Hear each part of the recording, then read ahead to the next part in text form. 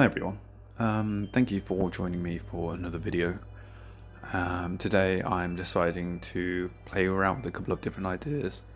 One of them is drawing simple shapes and manipulating them, and the other being using different colours to show tone rather than one colour and just having it a lighter and darker version of it. So in this instance I'll be using blue, but then I'll be using purple for the darker parts and kind of like teal greenish for lighter parts.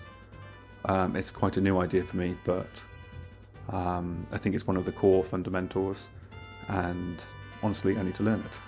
I think there are a couple of different color wheels you can use. I'm not sure how they work, but I'm just experimenting and trying things, and if I really do struggle, I think I will maybe look at resources online.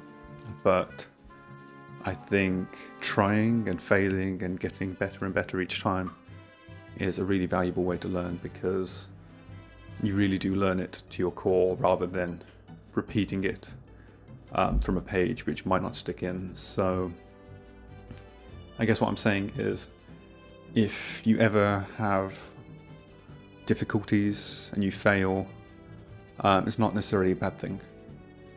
I very almost got a job once and I failed in the end, and looking back at it, if I had got that job, knowing what it would have been the wrong move. Instead I failed again and again with a lot of different job interviews, and only because of that I ended up where I am now, and I couldn't be more grateful. So failure is not a bad thing, and you shouldn't give up. You'll get there. Sometimes the failure is necessary to get to the place where you need to be.